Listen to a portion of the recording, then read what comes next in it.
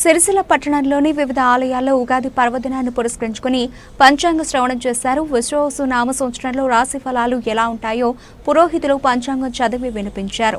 విశ్వావసు నామ సంవత్సరంలో 12 రాశుల యొక్క ప్రభావం ఏ విధంగా ఉంటుందో పురోహితులు వినిపించారు.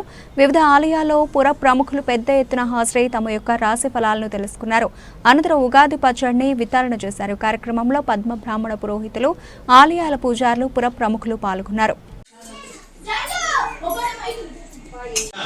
మరి ఇలాంటి ఒక మంచి కార్యక్రమంలో పాల్గొని ఆయురారోగ్యంతో ఉండాలని అందరికీ ఆషాఢ శుక్ల నవమి యుక్త చిత్త నక్షత్ర బలం ఆషాఢ శుక్ల నవమి చిత్త నక్షత్ర యుక్త మగట వలన సర్వ సంతోషముగా ఉందరు.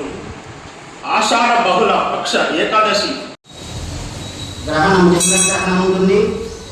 అదేవిధంగా పాల్గొన శుద్ధ పౌర్ణమి రోజున కూడా 3/3/2026 ఆ రోజున కూడా చంద్రగ్రహణం ఉంటుంది. సంవత్సరం 2 చంద్రగ్రహణాలు ఉన్నాయి.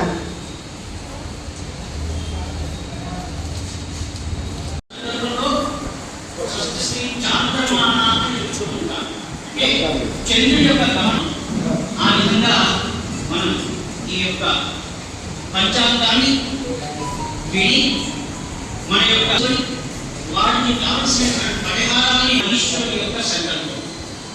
మరి జ్యోతిష్యం అంటే ఏమిటి? కాలం, స్వరూపం. కాబట్టి మనందరం కూడా ఈశ్వరుని యొక్క కటాక్షాన్ని పొందాలి అనుకున్నప్పుడు మనం కాలాన్ని పూజించాలి.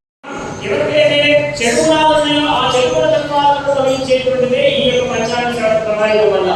తర్వాత దుష్టప్రదోషాహం అంటాడు. ఎటువంటి యొక్క చెడు యొక్క కళల మీద కలుగుతాయో, అటువంటి యొక్క చెడు వాతావరణ ప్రభావితమైనటువంటి స్వప్నంలో కనిపిస్తున్నాయో అవన్నీ కూడా తొలగిపోయేస్తా ఉంటాడు అన్నమాట.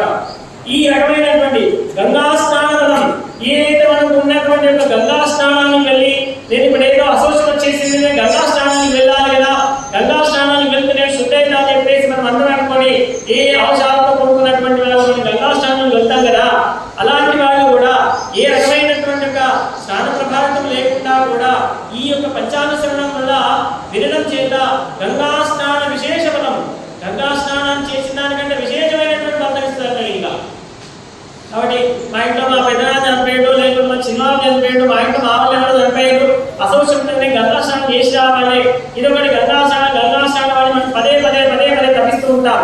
అలాంటి వాటికి సంబంధించినటువంటి దానిలో ఈ యొక్క సంవత్సరం అనేటువంటిది పంచాంగ శ్రవణం అయితే ఎవరైతే ఉన్నారో మన ఇంట్లో ఎలాంటి అవకాశం వచ్చినప్పటికైనా ఈ యొక్క పంచాంగ శ్రవణం వల్ల మీరు గంగా స్నానం చేసిన దానికంటే పుణ్యబంధాన్ని పొందేటువంటి అవకాశం ఉంటుందని చెప్తారు అన్నమాట. తిథి, వారము, నక్షత్రము, యోగం, కరణం ఈ 5 కలిస్తేనే పంచాంగం అవుతుంది అన్నమాట. వీటికి సంబంధించినటువంటి యొక్క గమన ప్రధానం ఏదైతే ఉందో అది పంచాంగం అవుతుంది. ఆ పంచాంగ లక్షణ విధానాలను కూడా తెలిపేటువంటిదే ఈ యొక్క విధానపూర్వకమైనటువంటి పంచాంగం ప్రారంభం చేసేటువంటి యొక్క విధానంతో మనము ఈ యొక్క శ్లోకపూర్వకంగా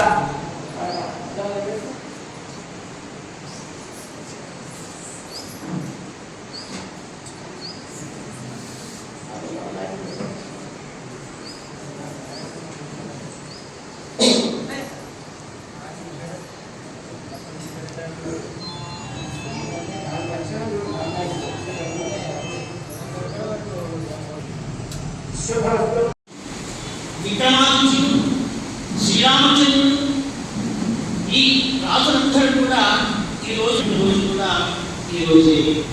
అందుకే ఈ రోజు అంతటి ప్రాధాన్యత ఉంది. అందుకోసం మనమందరం కూడా కర్మభూమిలో పుట్టాలి కనుక మన ఋషులు ఏర్పరిచినటువంటి ఆ కర్మ ఏ విధంగా నిర్వర్తించాలో, ఏ విధంగా మనం ధర్మబద్ధంగా నడుచుకోవాలో నేర్చుకుంటూ ఉంటాం.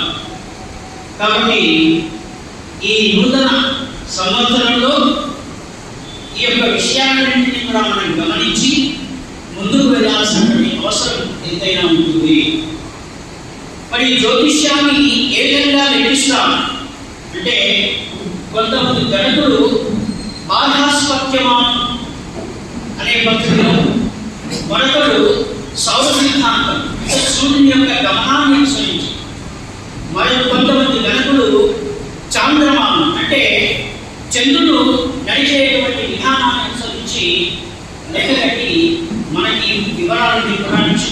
శరణం. దేశాయ నమః. ఓం శ్రీరస్తు. ఓం శ్రీ శారదాంబాయ నమః. స్వస్తి శ్రీ విశ్వావసు నామ సంవత్సర సూర్య సిద్ధాంత పంచాంగం. పంచాంగం యొక్క విశ్వాసనామ సంవత్సర పంచాంగం యొక్క ఫలితములను చెప్పడం జరిగింది. ఈ కళ్యాణ గురవహం రిపుహరం దుస్వప్న దోషాపహం గంగా స్నాన విశేష పుణ్యఫలదం గోదాన పుణ్యం రుణాం ఆయుర్వృద్ధిదముత్తమం శుభకరం సంతాన సంపత్ప్రదం నానా కర్మసు సాధనం సంచితం పంచాంగ మాకర్ణ్యత. పంచాంగ ఫలితాంశం. జ్ఞానానందమయం దేవం నిర్మల స్ఫటికాకృతిం ఆధారం సర్వ విద్యాన హయగ్రీవం ఉపాస్మహే. భారతకోటిమ ప్రమేయం బాలేంద్రరేఖ హరితోత్తమాంగం బ్రహ్మర్తి రేపావృత గండభాగం భజే భవానీ తనయం గణేశం. శ్రీ విశ్వావసునామ సంవత్సర రాజాది నవనాయక. ఈ విశ్వావసునామ సంవత్సరంలో రాజు రవి, మంత్రి చంద్రుడు, సస్యాధిపతి గురువు, ధాన్యాధిపతి కుజుడు, అర్ఘ్యాధిపతి రవి, మేఘాధిపతి రవి, రసాధిపతి శని, నీరసాధిపతి బుధుడు. స్వస్తి శ్రీ విశ్వావసు నామ సంవత్సర నవనాయకులలో 3 ఆధిపత్యములు శుభగ్రహములకు, 6 ఆధిపత్యములు పాపగ్రహములకు వచ్చుట చేత కేంద్ర రాష్ట్ర ప్రభుత్వాల పరిపాలనలో కొన్ని ఒడిదుడుకులు ఉండును. పశుపాలకుడు, గోష్ఠాపకుడు మరియు గోష్ఠ బహిష్కర్త యముడవుట వలన పశువులకు హాని కలుగును. పాలు, గడ్డి ధరలు పెరుగును. సరిహద్దులలో యుద్ధ భయము ఉండును. ప్రపంచ దేశాలలో భారతదేశము పేరు ప్రఖ్యాతులు గడించును.